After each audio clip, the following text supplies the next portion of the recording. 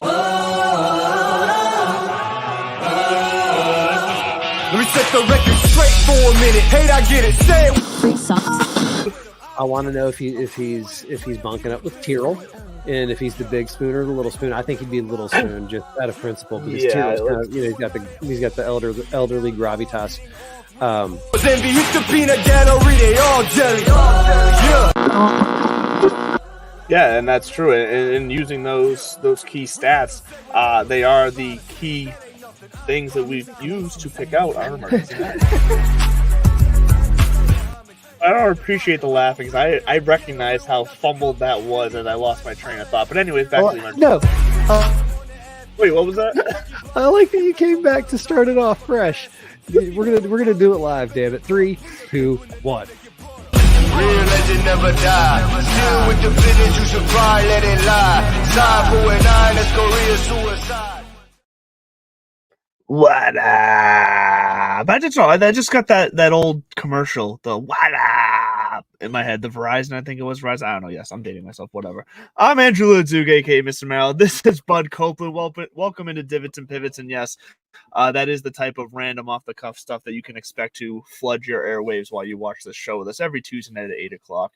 Bud, how are you enjoying yourself on this Tuesday? I know I myself will be having one eye on this Boston Bruins game, which you will see score. I will keep you updated if you are watching locally here with us on the bottom of the screen.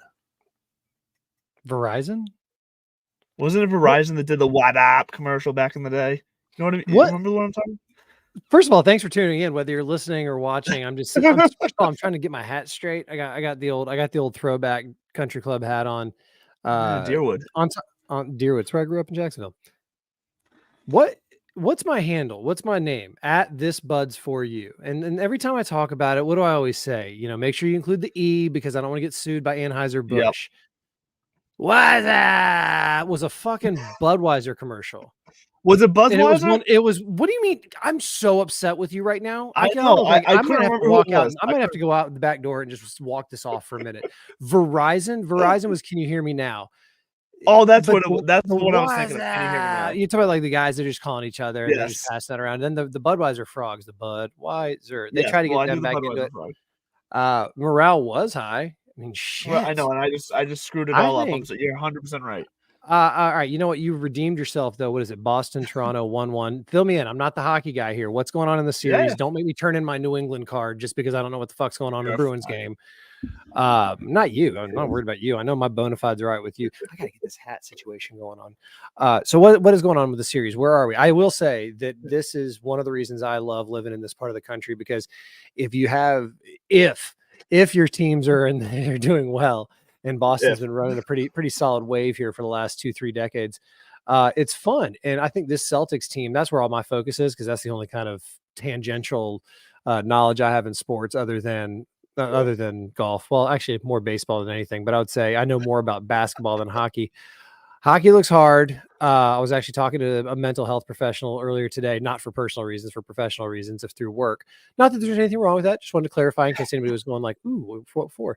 And we were talking about camp 3 minutes, 50 seconds in, because that's where she works in the summertime. But in the off season, she works with a lot of young athletes, youth athletes trying to either go into college or, thinking about going pro, and helping them with the mental side of the game. And I was actually, it was funny because when I mentioned that golf's the other side of my identity, she brought up that her nephew is making the transition from hockey to golf because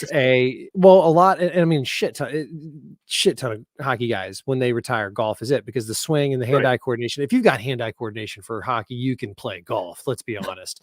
Same thing with baseball. All those myths about it'll screw up your swing, nonsense. I'm living proof. But she was talking about how that, this nephew's making the transition and how it's harder than he thought, because all of the same kind of emotions and blood pressure come rising up, but the release is different. Because she's like, off the ice, he was a sweet boy, but you put the pads on and hockey culture takes over. I'm like, oh, for sure. I was like, they're chirping each other and elbowing each other in the corners. And, I was like, when a guy misses a 4-footer, you can chirp him if you want. You can say like, oh, Bob, that's going to come back to bite you. The problem is in golf, you're going to miss a 4-footer in an hour or two. And that guy's not going to say anything. your voice is going to be out there because Right. there's this weird juju where I was like, yeah, hockey, it's a one directional release. I have energy. I need to get it either into the puck, into you, or into something else. And that's the nature of playing on ice too. You're just constantly in motion. So I recommended a couple of Bob Rotella books, especially the one that I'm digging into right now. Hey, Miller.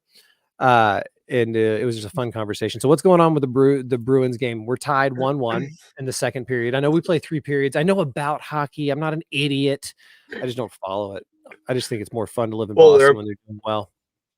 Yeah, they're about to start the second period, so we're not quite there yet, but we're about to start it. Tied 1-1. Bruins win tonight. They win the series and move on to play Florida, probably starting that in a couple days because Florida's already gone ahead and beat the Lightning. So, yeah, so the Bruins, I want them to just win tonight, make clean, nice, quick work of this Toronto Maple Leafs team that we have historically taken care of quite easily. Well, not easily. It's always gone to 7. They've always puked on themselves, so it hasn't been easy.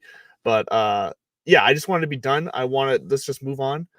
Nice, clean, get some rest, and just keep cruising through the playoffs. I don't expect us to win. We're not going to get through Florida, Carolina, and the Rangers. So that's not going to happen this year. It could, but I don't expect it to. I'm realistic like that. So, but I want to have as much competitive playoff hockey as I can as a Bruins fan because playoff hockey is just fucking awesome. It's forever. The playoffs and NHL playoffs are the longest single sporting event that happens every year. I mean, I think there's some sailing races that take place that are shorter than that. Actually, probably they'll finish races. That was a bad analogy. They'll finish like mid-June. The Stanley Cup Finals usually is somewhere mid to late June. Oh god. So yeah, because I do remember usually being at camp at the beginning of the summer when the NHL and the NBA playoffs are all coming together, and you have to, yeah. Great, grand, wonderful, fantastic. No yelling on the bus.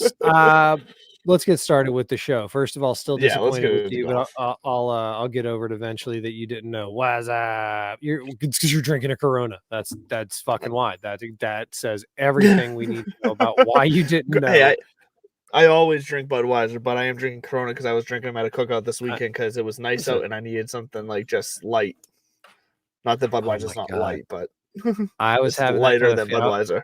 No, it's just lighter than Budweiser. I was having that same kind of feeling one time years ago when my current roommate was genuinely just my roommate. And we had a third roommate in the house, and the two of them will never let me live down the day that I was having the same kind of feeling you were. And I was like, man, it's really nice out. I said, I just want light, something crisp. Yeah. I was like, I go, maybe something like a Bud Light Lime. And they both got up and walked out of the room. And to this day, when we all get, that's the thing. Would you like, even though I don't drink anymore, you want a Bud Light Lime to wash down that shame? All right, let's pivot back to the golf. Let's get into golf. Because I'm curious about your opening thought here, because your opening thought, now this is a phrase you've said a lot. You've said it many times in the show. But I'm curious why you're bringing it up tonight. Hit us with your opening thought with Kevin Bacon. Well, you read it wrong. My notes say 6 degrees of Kevin's bacon. I did read it wrong. Yeah, that's a different game. There are. He is one of those actors where you're like, why are there that many movies where his hog's out? But that neither here nor there. You can Google it. I'm sure it's out there. 6 degrees of Kevin Bacon is a game. Have you ever played this game like back in the day? And this was back pre-internet, pre-cell phone and everything. You're sitting around at the bar, and we used to go to this place in Athens called Sons of Italy, and it was this great little hole in the wall, had shitty pizza, big beer, cheap beer, underage drinking, the best. It was awesome. But it's also where all the Greeks went and hung out on Monday evening after chapter and all that kind of stuff. And on Friday afternoon, that's where you went for happy hour. So when we didn't have cell phones, you sit around, you talk shit, you talk sports, you play games like 6 degrees of Kevin Bacon. And essentially the point of the game is somebody names a movie, and within 6 connections, you name actors in movies to get to Kevin Bacon. The idea being that he's been in so much shit throughout the year that you can connect any movie to him. And it's actually pretty freaking, I'm not going to say easy, but once you establish a handful of kind of these like movies like JFK is usually one of my go-tos because it was a 3.5 hour long movie. It had so many people in it that you can get anywhere. So if somebody were to say Tin Cup, I'd be like, all right, Tin Cup, Kevin Costner. Kevin Costner was in JFK that also starred Kevin Bacon. There you go. So you don't always have to go. Okay. Cam Smith is the Kevin Bacon of team golf playoffs. So this past weekend, and this is where I'm going to pass it off to you, and I think you're an idiot for even phrasing it that way. I'm joking. I'm being really hard on you about that. I'm really are, Jesus. Oh, I mean, I'm upset about the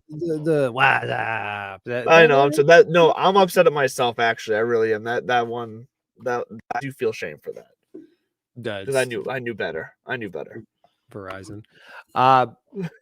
Should the PG? So, anyways, Cam Smith this past weekend, Live Golf. They were down in Australia, Adelaide, and I do have down in my notes, and we'll just skip. I guess we'll just crack open the Live bottle now. 90,000 people, 100,000 people, big party hole, the whole bit.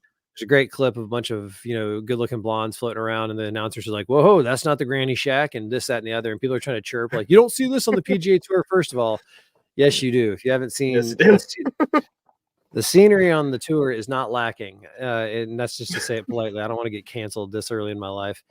But so Cam Smith, so the fact that they had a big showings, big whoop.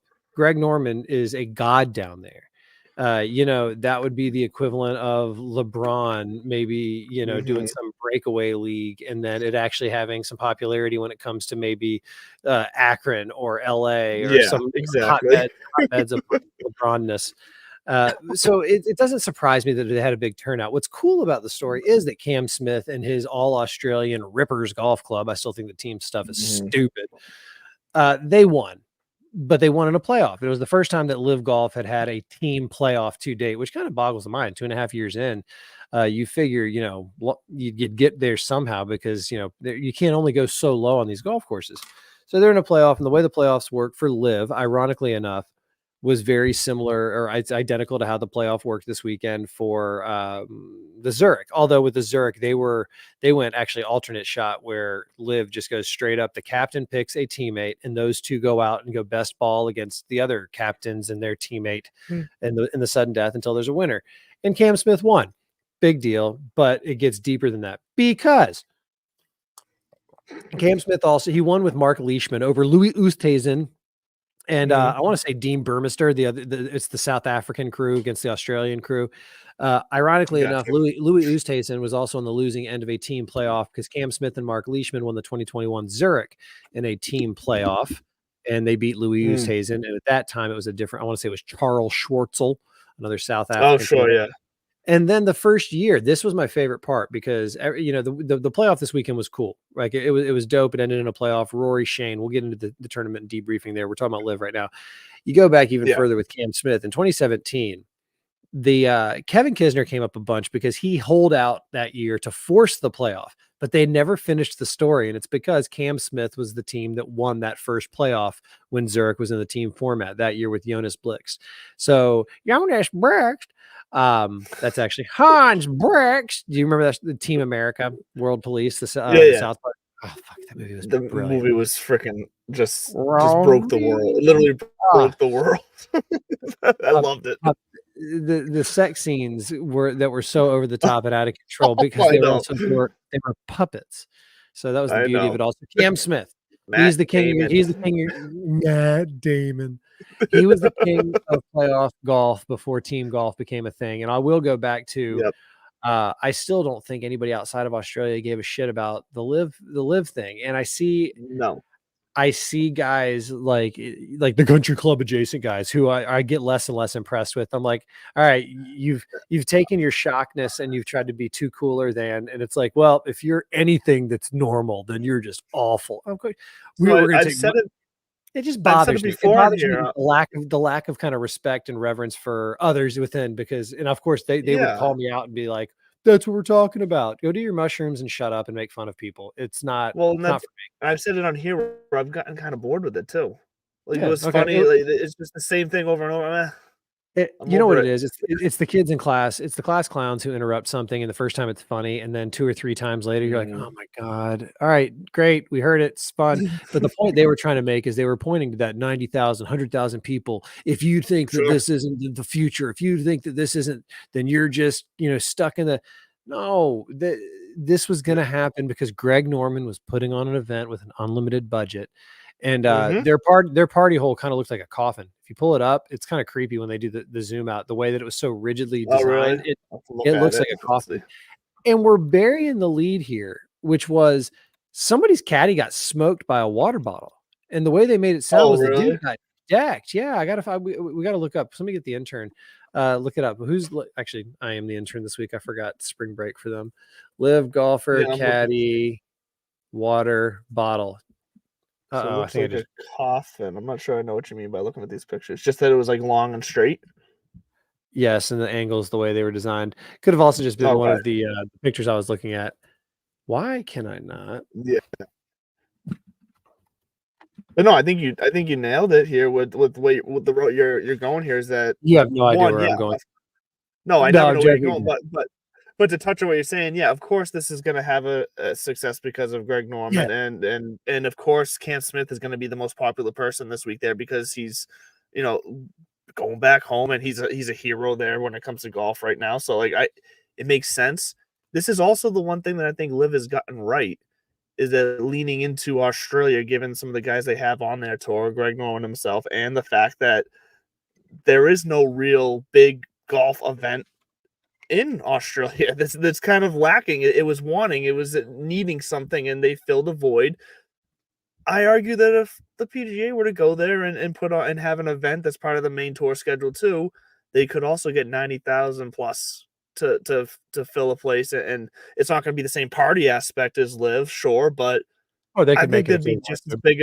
Yeah, but I don't think they would. But I think they would be just as big, if not more, of a turnout because I think there's just golf fans in Australia who want to watch golf, and Liv Yeah, provided it to them, and good for Liv to do that. yeah. You got to give I them mean, credit for doing that right. the DP World Tour goes down there, and the PGA Australasia Tour does the Australian Open. Sure. You know, there are Mhm. some tournaments. There's some coverage down there. Your point's valid, and that if the PGA Tour went down there, it would be a draw. It'd be a Yeah. fucking If massive they draw went with because they don't if ever they go went down with there. like a signature event, then boom, same thing. PGA Tour's not going down there. But I do I know. agree that I do agree with this because I said this the other morning. I agree that if the whole dust settles on let's get a global thing going, whether it's not gonna be a global tour because these entities are not gonna ever join forces, but it might be kind of like the Rolex series, where it's Sure. just a kind of agreed upon, joint venture of tournaments that then means something else, et cetera, yada yada. Then they have to include Australia because it's just too big of a market. But Mhm. talk to people from Australia, and I've never been down there. To get to Australia is horrible travel. It's long. It just takes Yeah. forever. So you Logistical couldn't. nightmare. Yeah, and that's why that's why it works for Live because Live does, boom boom, Australia and then Southeast Asia right there back to back, and then Yep. they take another 6 weeks off or whatever the fuck it is. Sure. So it works for them. And it's going to continue to work for them, and they're going to continue to draw big numbers in Australia, and in some of these other spots, they're gonna get their feeder out there. I I think Greg Norman withdrew his official world golf rankings request after it was denied the first time, and then this second time through just said, you know what, fuck it, I'm taking my ball and going home. They don't get it. No, no, no, no, sir. You're reading the writing on the wall. You were going to get rejected a second time because if you're Mhm. paying attention to me in the mornings, which you should, at this buds for you, every morning, a little morning dose of coffee, or coffee and knowledge and golf, coffee and knowledge, not necessarily in that order. You know that there's this thing over in UK called the Clutch Pro Tour, and the Clutch Pro Tour is what we would call like a mini tour. But in the past we've had the Nike Tour, which is now the Corn Ferry Tour, but even below that there are other mini tours that are Mhm. professional events. They can get official world golf ranking points, and there's about 20. I think this is going to be the 20 or 25th tour. And the Clutch Pro Tour is about 5 years old now. They go by the Mizuno Next Gen series now that they've got Mizuno money behind them. But it Yeah. just starts off. It's a mini tour out in UK. It's like £500 to join the membership, and then of course you get access to the tournaments, and you pay for your tournaments, and you compete. Mhm. But they just got official world golf ranking points. Hey, guess what? 54 hole events. What do you know? But they got them because they also Mhm. do a 36 hole cut. And the official world golf ranking people went out of their way with their explanation because they flat out said, we see your 54 hole events that have a Yeah. 36 hole cut in a series that has an open qualifier, and that you are adding a Q school next year, like for sure, because you're doing it the same way that hundreds and thousands and it's going to allow for a lot of people in a wide talent pool where truly merit is going to dictate who is best. I don't care who you have in Live. Brandel Chambly said it best. It's a blip in time. It's a moment in time. It did Mhm. disrupt things. But you can read the writing on the wall. Greg Norman and John Rahm, maybe we will go to 72 holes. 72 holes, play 90 holes. It's not going to change because your lack of access, your lack of growth opportunity, your lack of clear partnerships and all that kind of stuff. And people can chirp me and be like, well, that's just, people aren't playing fair. Liv came out of nowhere. A competitor came out of nowhere, and seemingly nobody wanted to try to play nice with him. So he just went out on his own and he did it. And now he's trying to get the public support. And it just makes me sad. He plays this game of like, oh, I had a great time at the Masters. It's unfortunate that some people don't. Some people really hate your guts because they think that what you've did. Yeah, that drove me freaking insane. Yeah, I mean, you bought a ticket secondhand. You know why you did that? Because you wanted to be able to afterwards say, "I bought a ticket on my own." It's all for show. Because again, the Live Golf product is entertaining, but that's what it is. It's not elite professional competitive golf because it's a closed shop. It's a traveling circus, and I mean that with all due respect.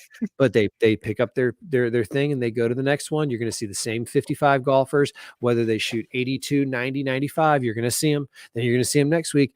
You do that on the PGA Tour when you're one of those kind of bubble guys. Even look how quickly somebody like JT Spieth, those guys can go down a rabbit hole of shitty golf, and it's not hard to play shitty golf out there. So I think it's time that Liv just accepts their place and continue to play. I'm not going to say that they're not good golfers.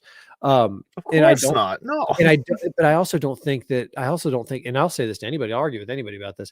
The official world golf rankings are not flawed because these dozen guys aren't in it. The pool is way too big. Statistically speaking, I don't think they're drawing too much out of that competitively. There's no asterisks going up anywhere because these guys decided to take their bag of money and go play global golf. A couple of them I think are just perfectly fine with this. I think they're like, yeah, that's okay. So DJ's good. I think they probably miss a little bit, but they have their exemptions that they want, especially the guys with green jackets. They're set. They're going to play in the Masters for the rest of their life. They don't really give two shits. John Rahm is upset and he's admitted that. Cam Smith has talked about missing out on it. But Brendan Steele won this weekend. Oof, that powerhouse, that perennial heavy hitter, Brendan Steele. I know, right? That's what I'm talking about. You had Shane Lowry and Rory McIlroy, two of the biggest names in the game, arguably, especially from the other side of the pond, and especially in the last 10 years. And they decide for good fun to go out on a lark. Rory wins his 25th. He's singing Don't Stop Believing, which again, somebody tried to go, oh, good to see that they injected some Live personality. And Billy Horschel, of all people, had to come off the top rope and go, actually, it's been a tradition forever that though a champion comes into that tent and sings a song. He's like, I've done it twice. Like, it just stop. Go back to doing what you're doing, be who you are, and enjoy the money. We made the same point about the arguments being used with the salary difference at the WNBA and the NBA last week. It's getting upset, uninformed, in an uninformed way.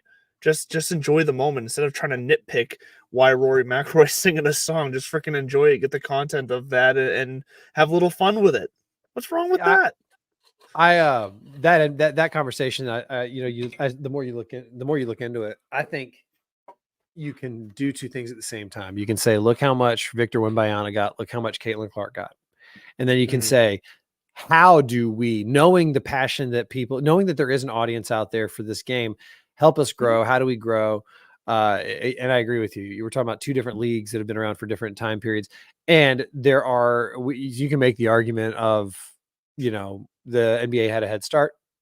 Correct. And that is why if you don't know the background, there's a lot of NBA money that goes over to the WNBA. People don't know this. If the NBA went away tomorrow, so would the WNBA. I mean, they're not the same. Yeah, they're not the same company, but they're kind of a little too closely. It's kind of like at some of these colleges. If the football program went away, a lot of other programs would die because of that trickle down money effect. Now, how many schools would drop out of Division I and then all of a sudden they lose so many benefits? Like, that's the thing that people don't understand. All the business side and politics of sports, there's a lot. There's a lot that goes into these decisions.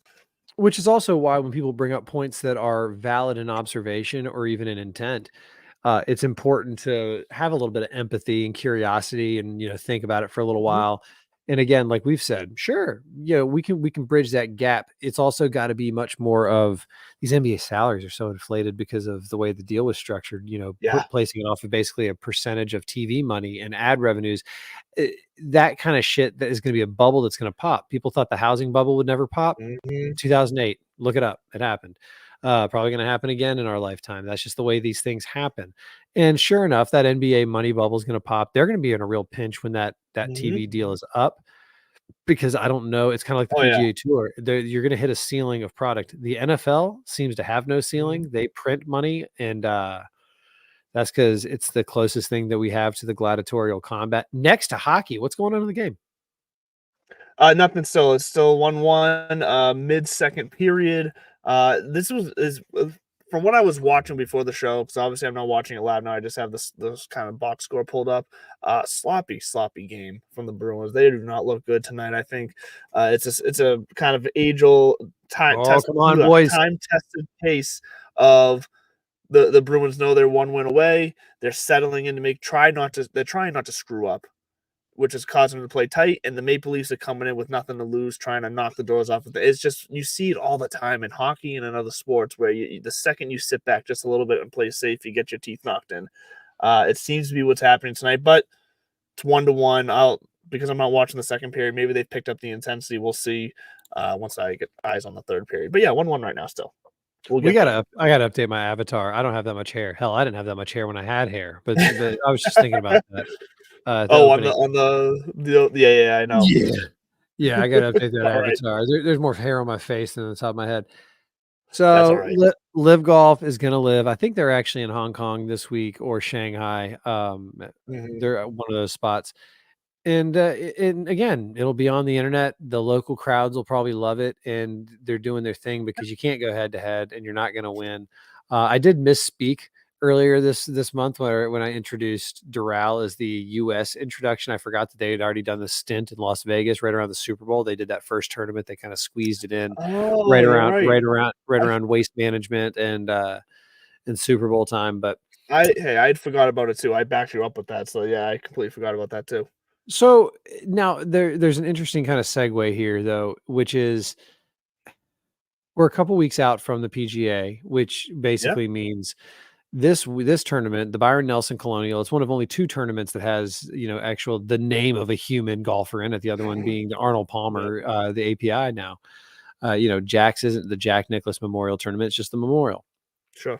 So it used to be a bigger deal than it is, and I think it's the legacy of Byron Nelson, what he meant to the game, and things change. And I do think it still means a lot to some people. You see, Jordan Spieth is one of the only 4 of the top 20 going there, but it highlights that I think if asked, what would people rather have a shot at, a Byron Nelson or a live win? Live win comes with $4 million. Byron Nelson 1.7, but it also comes with 2.5 years exemption on the PGA Tour, invitation into, so not to always circle back to shit on live, but anytime I can take a shot at the shark, I'm going to, because it unnerves me, or it drives me nuts. It gets on my last nerve when I see him out there going, people are doubting us. Look at this crowd. How he sounds like a politician who has 0.0% in the polls, but when he's in his own rally with 10,000 people in that high school gym or whatever it is, he's going, see, how can they deny this passion? It's like, because it's a drop in the bucket, and live is a moment in time. You see him use the word vindicated. It's like, vindicated might be too strong of a word, but yeah, sure. Yeah, I think you shot your shot a little early there, bub. But the reason I bring it up is because it was entertaining, and I gotta say, it probably it's the Byron Nelson still just going to do bigger numbers because the PGA Tour does bigger numbers. But I think about that, and I do worry about that. And does the PGA Tour need to take a page out of this, or do we need to get back to 72 holes, grinded out golf? I'm worried because this week, this golf course is kind of soft. These scores have been low. Granted, a lot of that's been aided by some well-timed rain in Texas. It's happened a few times on the tour so far this year. Yeah, and I almost think that, well, I don't know. I mean, maybe that's just the nature of it. And they got to go find some of these other courses. You see one of Tiger's new courses that he's he's designed. He's going to be 8,000 from the back. French Lick, where they're going to do the Corn Ferry Tour finals at the end of the year. Well, I know we'll be all over that. The Pete Dye course there, when they go to the tips and stretch out, is 8,100 yards. They built some of these courses with this in mind. With the rollback be damned. I'm talking about even golf courses that can catch up to the modern game as it sits. So as we subtly walk away from Live, let's hear from Underdog Fantasy, and then maybe we'll come back and talk about real golf, real professional golf. Fantasy Sports Corp and Underdog Fantasy have teamed up to start your fantasy season off in the win column with Best Ball. What is Best Ball? It's quite simply the easiest way to win. No team management, no trades, no waivers. It's their biggest contest ever, and it has only gotten bigger. You simply have to sit and win. You don't even have to set your lineup. Always get your best score every week. Just enter a contest, draft your team, and Underdog will do the rest. What could make this even better? How about free money, up to $100 using our exclusive promo code? Go online now and use the promo code DIBPIB to double your deposit up to $100. You tell them Gingerbread sent you. Good girl.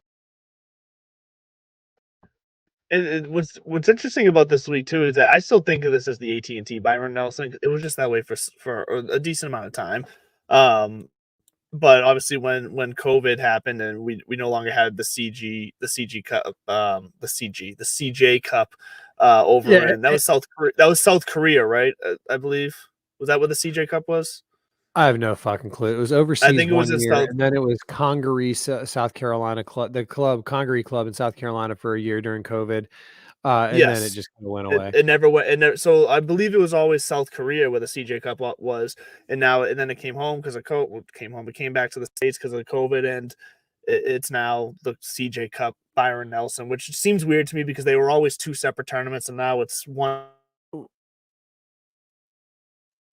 Hell of a time to dip out. It's not one tournament. They did not merge the CJ Cup. Whatever is just, I don't know. CJ. What the fuck is CJ? What is this CJ Cup?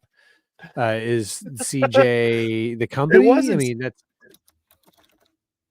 the CJ. I don't know what's Cup. going on with my camera. I'm sorry, it keeps cutting out. That's fine. The tournament moved from 4 seasons. Trinity Forest Clubs have not played in 2020. Yeah, no, this is the old school Byron Nelson. It's been around forever. But real quick, while you're looking that up and seeming confused, yeah, I know what you're talking about. They introduced an event that was over there, and then it had to come home to South Carolina because of COVID. And that's when the CJ Cup was there. They played it for a couple of years. It was 2017 to the COVID year. Yeah, and then it just didn't get. And when it was like that's after they played it in South Carolina, it's like, well, we're not going to play it in there again, and we're just not going to go overseas. So it's just not coming back to the rotation. They still do the Zoso over there in Japan in the offseason. Yes. But Byron Nelson, the reason this was such a big deal is he was the first of 50 PGA Tour wins, and really his kind of claim to greatness is a couple. 1945, and this is, you hear some of this out loud, and the caveat I always give is, people go, well, you look at the years, some of those fields were weakened by World War II. And I still say to anybody, take your asterisk and sit on it.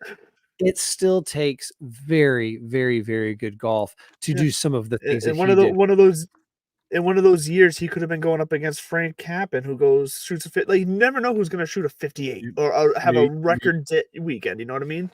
Knew you were going to do it. It's Sappin, Frankie Sappin. Oh, is that how you pronounce it? Yeah. Frankie Sappin the third. But Byron Nelson, 1945, record-breaking year, 18 PGA tournaments out of the 30 that he played, including 11 in a row, 11 consecutive wins. Now, his cut streak, everybody talks about Tiger Woods, 142 cuts. It's the big one. Nobody's ever really going to touch that again, I don't think. Before that, it was Byron Nelson's streak, 113 consecutive cuts made. But really, that's kind of a misnomer because we think of cut, we think of a modern-day 36 holes, and then you cut. And then you get a cut. Back then, they kind of called a cut. The cut was if you got a paycheck, because there weren't cuts the way that we look at them. And really, which is why they called it a cut, because you're getting a cut of the money. Probably that's, I'm assuming, where it originated. Not that you got cut from the field, but you get a cut of the money. I figured that's where you were going with that.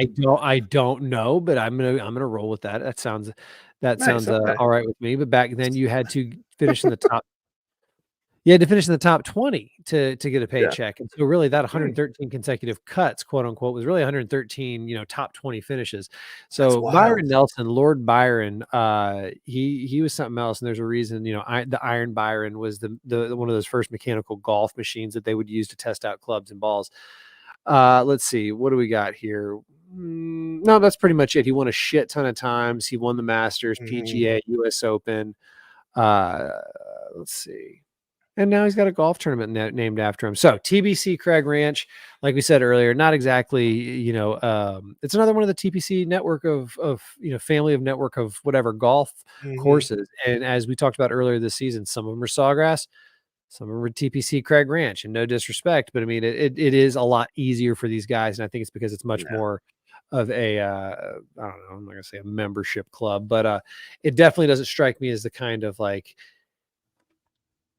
strike fear in the heart of these PGA Tour pros, especially when you got only 4 of the top 30 showing up. So let's get into it a little bit. It is a long course, par 71, Tom Weiskopf design, kind of a classic Weiskopf, 7,400 yards.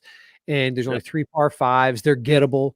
But the real kind of yardage, they're going to have a lot because of the shape of a lot of these holes and because of the long par 4s. And they're going to have a lot of long approach shots into these greens. So weather's going to have a lot to do. Wind is going to have a lot to deal with it. If it's soft and wet, look for those easy kind of long approach shots. Otherwise, look for guys like Scotty Scheffler who can hoist it a mile in the air, or Rory McIlroy, but we don't have either of them in the field this week, so you got to just go off the data.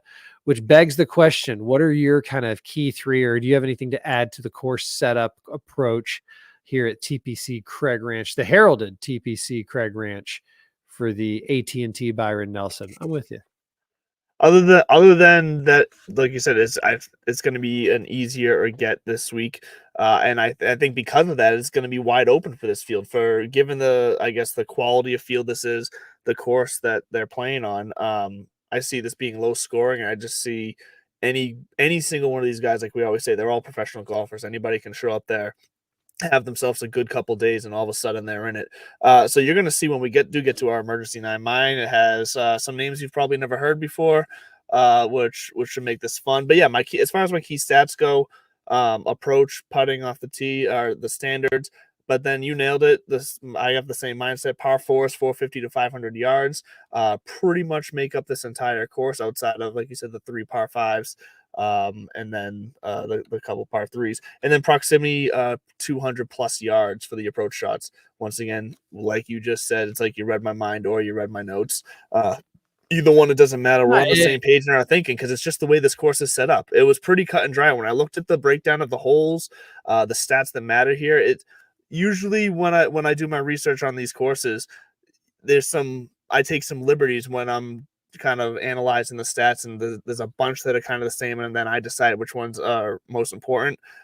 These were pretty cut and dry, where it was like they just stood out like blaringly compared to other stats. So it's pretty straightforward for me this week. Approach, putting off the tee, and then par 4s 450 to 500, and proximity 200 plus out for me. Are you working with your normal 3, or are you going to mix this up a little bit this week? 2 out of 3 ain't bad, and I'm going with strokes gained ball striking and strokes gained putting, and then strokes gained par 4s 450 to 500, because like you just mentioned and like I alluded to, that's where the bulk of these holes are. So whoever's taking advantage of them, that's who's going to win. There's not a lot of course history here. They've only been in this course for a couple of times, and they're only here through next year. So who knows? Maybe they'll pick up shop and go somewhere else. Maybe the AT&T Byron Nelson goes bye-bye. I doubt it. This is one again. I think honestly, I think the Byron Nelson part won't. I don't think the Byron Nelson part won't. No, but I think what they'll end up doing is some of these traditional tournaments like Colonial coming up in a couple weeks, and the Byron Nelson. They're gonna and I mean maybe even kind of Harbor Town with the RBC Heritage, if they have to start really splicing hairs, become more of the traditional PGA Tour, and the signature events get elevated to that like Rolex series or whatever we're gonna have for the global thing when the PIF PGA comes together. But yeah, strokes gained par 4, 450 to 500, putting, ball striking. And I'm not gonna lie, I was late putting my stuff in the notes, and I saw your names, and there's a ton of crossover. So I don't think it's going to take too much time to release or roll out our emergency 9. But whenever you're ready, we can get that kick started.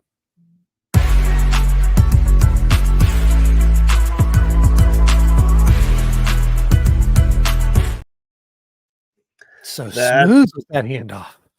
It was. It was. You think 3 years now. We're getting better at it, or 2 years, 3 years, whatever. You do math, I don't. Let's get into our emergency 9 because I'll start with the bottom with mine, number 9. Like I said, there's going to be some names that you don't often hear or may have never heard before. So number 9, Kelly Kraft, coming to the party. Number 8, Peter, and I'm going to say this wrong, Peter Kuest, K-U-E-S-T, Peter Kuest. Number 7, Keith Mitchell. I think Keith Mitchell, who had a nice little run to start the year, I think he's going to get back into it here. This type of course, type of tournament for him. Number 6, another new name, Kevin Doherty. 5, Jordan Spieth. Number 4, Kevin Yu. Number 3, Aaron Rye, your guy, Rye. Number 2, Maverick McNeary. And number 1, Tom Hoagie, rounding out my emergency 9. Yeah, there's a lot of crossover there. starting at the top with number 9, Keith Mitchell.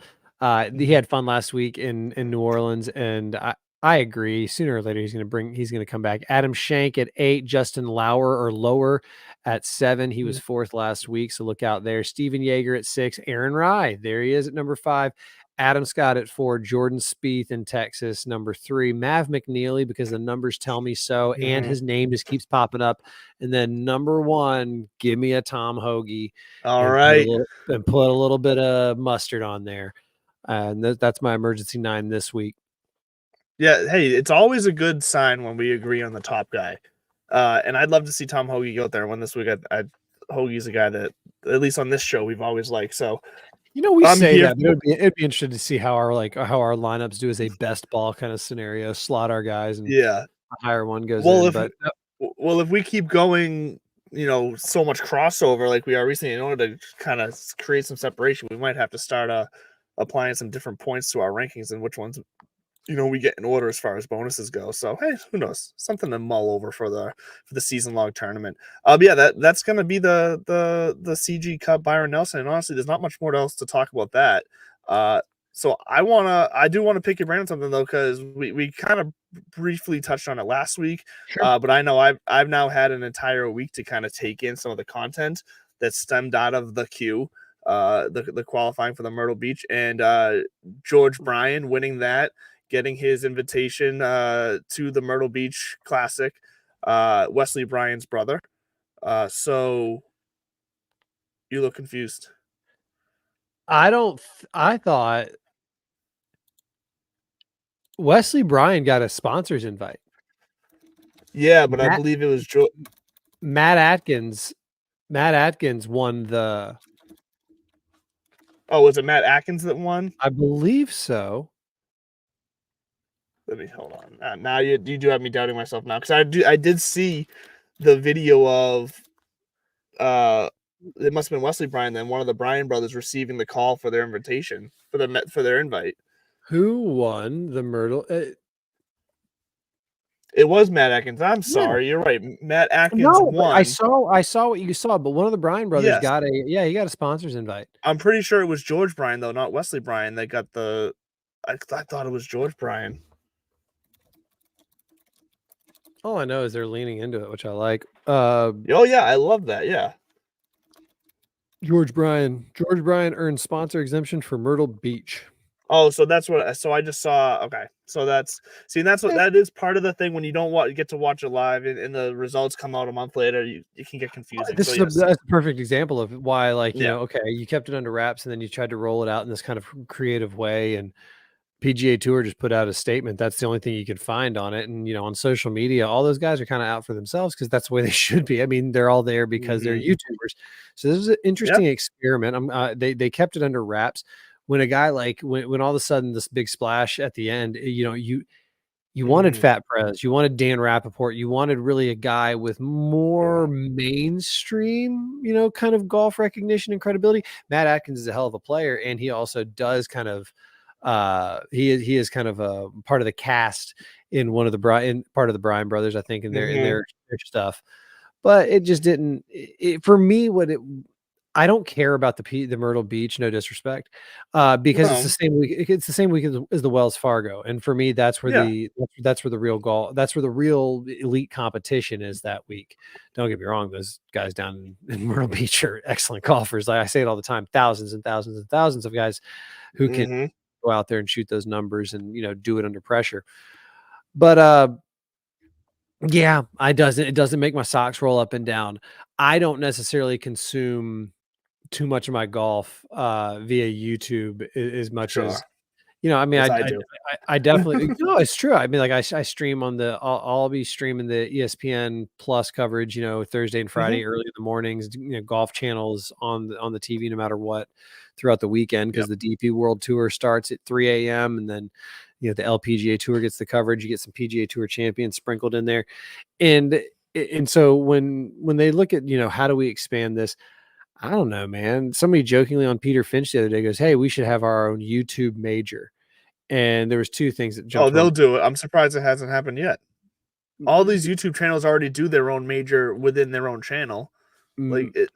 Major, right? We're going to use the air quotes because major is a distinction that the governing bodies give to these tournaments for status, for points, for recognition. Sure. That's why they say, is the players the fifth major. The PGA Tour doesn't even want that moniker because it gets to be a little more special. They get to do their own thing. The women's tour, when I was growing up, 4 majors, and then all of a sudden out of nowhere, they got 5 majors. So it's not unheard of. Sure. They could designate one of these other tournaments as a quote unquote major. But I don't think they're going to. And so when they say we should have our YouTube, nobody's. You mean you just want to do a YouTube tournament or a golf? That's all, and that's how I interpret. When you said YouTube major, that's just how that's what I meant. I interpret it as just. I know but I know that's what they meant, and I know that's what they're getting at. But I also want to be like, well, then you're almost like cheapening it because it's tongue in cheek. We know it's not a real major, and that's what boo. Get away from our fun. I'm like, no, I'm not getting it. I'm objectively looking at you're trying to ride the coattails of actual major golf. And it's fun and it's thematic, but it just doesn't do anything for me. Which is why I don't put my golf out there. I don't think that people would enjoy seeing me hit fucking range balls. I was at the range for 45 minutes today, knocked out a couple of buckets, and a buddy of mine, texted me. He's like, "You should set up one of those shot tracer things." And why? Nobody wants to see that shit. Speaking of golf, I have shout out to my buddy Christian. The U.S. Open week is shaping up. We finally have our first tee time. I say finally. He booked the first tee time Monday, June 10th, playing Tot Hill Farms. You've heard of Tobacco Road. You've seen that on. So the same Mike Strantz, the same course architect who did Tobacco Road, did Tot Hill Farm. And so we're going to start there, and then we're going to hit Tobacco Road on Wednesday, and we're going to hit the U.S. Open on Tuesday and Thursday. And so Tuesday night's show should be interesting. I can't wait to hear about it. But look, with the YouTube, I get what you're saying about the word major and whatnot. A little bit, but when they use it on their channels, it's basically their way of saying, oh, for this competition between the 3 or 4 of us on this channel, we're actually going to play straight up stroke play, and sometimes depending on how the disparity in level of golfer, they have some strokes, but it's the closest. They say major because it's the closest thing they get to just playing a regular tournament golf, because they play so many different scramble styles or like these weird fun different competitions they play, wolf and all that jazz, you know what I mean? It's their way of basically just saying we're gonna play regular golf today. I'm giving them a hard time, but at the same time, I can see a world where 60 years from now, there's a certain, like you said, the YouTube golf could be, all right, we're going to have a major for straight up individual stroke play. We're going to have one for individual match play. We're going to have a 4-ball major.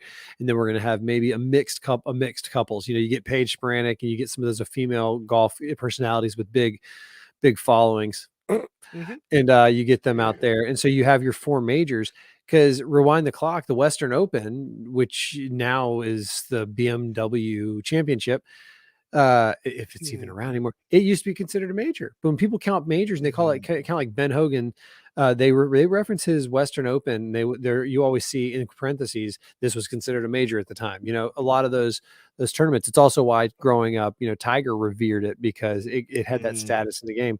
So who knows? I mean, I say, you know, like I'm giving them a hard time, but all it takes is a couple of years of doing it, and then you get the eyeballs, you get the attention, and what do you know? Now now all of a sudden the PGA Tour is streaming everything on YouTube and trying to do that crossover content. So it's coming. You know, the game is much more accessible than it used to be. We are much more accessible to one another than we used to be. And we're finding out that the secret to all this is the fact that golf is the most accessible of the professional sports. You don't see a lot of, I mean, I'm sure it's out there and I'm sure there's a niche for it, but I just don't think that like there's a lot of beer league hockey coverage. You know, there's not a lot of podcasts out there that are. Have you seen I'm the sure, channel? I'm sure have they you seen the channel that does it? It's actually it's funny. Sure it's funny entertaining. These two guys started putting out TikToks, and every now and then it pops on my For You page where they are literally they're pretending to be like professional broadcasters at beer league hockey, and they're just shitting on the guys playing base. It's freaking awesome. Country club adjacent. That's all that is. It's commenting on amateur sports, which is fucking funny. But again, I could never actually see a world where that grows big enough. I mean, we're hundreds of thousands of followers for some of these amateur golfers. There's not an amateur, basketball guy out there at the playground or at his local rec league with hundreds of thousands. You got to be a golfer or you got to be a Twitch video game streamer to get those kind of numbers and to have that intersection of amateur and professional. Last but certainly not least, cover of Golf Magazine, or not. I don't know if it was the cover, but it was definitely a feature story. It talked about the future of golf, and it highlighted Nick Dunlap and Ludwig Aubert, Nikolai Højgaard, and then young faces. Ekroat. Yeah, and again, it got me thinking about how quickly we have and will turn the page from Phil Mickelson and Dustin Johnson and even Bryson. Now Bryson's going to live on because he's going to be a social media star. He's the guy's built for that. You know, he really is. He absolutely, he has the personality, the temperament, and the Teflon skin to do great things on the social media platform. And I think that's where he's going to continue to explode. But Louis Oosthuizen or even Henrik Stenson, I think it's hilarious and quasi tragic that Stenson, got that Ryder Cup captaincy taken from him. Because if you saw, there was a big story, and it wasn't even a big story. The DP World Tour was like, why are y'all making a big deal of this? The rules haven't changed. John Rahm and Tyrrell are eligible for the Ryder Cup. And the DP World Tour came out and said, yeah, we said that before. Like, as long as you are a member of the tour in good standing, you're eligible to be selected. You don't even have to have the points. And the point they were trying to make is for every live golf event, if you're a member of the DP World Tour. Now, PGA Tour just said, no soup for you, go home. Yes, correct. Fuck off. Don't call here. The DP World Tour has other governing bodies, and I mean legislations and governments, literally, that said you can't do that. You have to do X. And so they had to put down their swords and play nicely and allow these live players to play on some of these DP World Tour events, which is how Joaquin Niemann got his wins, Dean Burmester, etc. Sure. However, take a breath. Every time the live golfer goes and plays a live golf event, he incurs a fine. I think it's $1 million or $900,000 or $500,000, whatever it is. He incurs a fine and he has to endure a 1 tournament suspension, even if he wasn't going to play in that tournament. So it's it would be like me being suspended for this week's PGA Tour event. It's like, oh damn, okay, I wasn't, I had no plans and I couldn't do it anyway. Sure. So that was the nice way of saying they're fine as long as they pay their fines. Then they can be picked for these events. But also, I do think it's going to require them to play in a handful of DP World Tour events, which they probably want to anyways. I would think they want to. The road's closed. I mean, there really is no pathway back to the PGA Tour for those guys. I even think when this deal is done, again, the PIF injection of money isn't going to go towards anything about bringing live or the entity along. They'll discuss a pathway of reentry for some of the golfers, but it's not going to be a priority. So those guys and their saving grace is going to be the DP World Tour. Oh, 100%. Like we've always said, the money that would come from the PIF is going to be more of a business side of things. That is really just going to basically make sure some guys get paid on a different structure, basically, and it's going to come down to equity and business earnings and all that. So I mean that's what it's going to be. But yeah, I also just to go back to the queue really fast. Wouldn't it have been cool to see Dan Rappaport jump from one side of the rope to the other, just as a media member, and then get into playing a turn like that? That would I was for the most.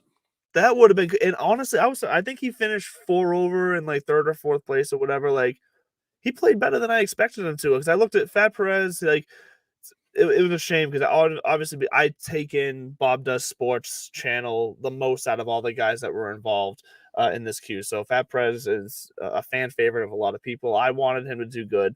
He came out, he started good. I watched that his tournament play today actually. Finally, so he started even, bogey, even, something like that. So he came out looking all right. Fumbled down the stretch a little bit, but and then kind of settled off. But he was fine with how he did. He said he's not going to be clamoring to get into any more competitive tournaments. Like he enjoyed it for what it was, but he went in with realistic expectations and he just enjoyed it for what it was. He had fun with it.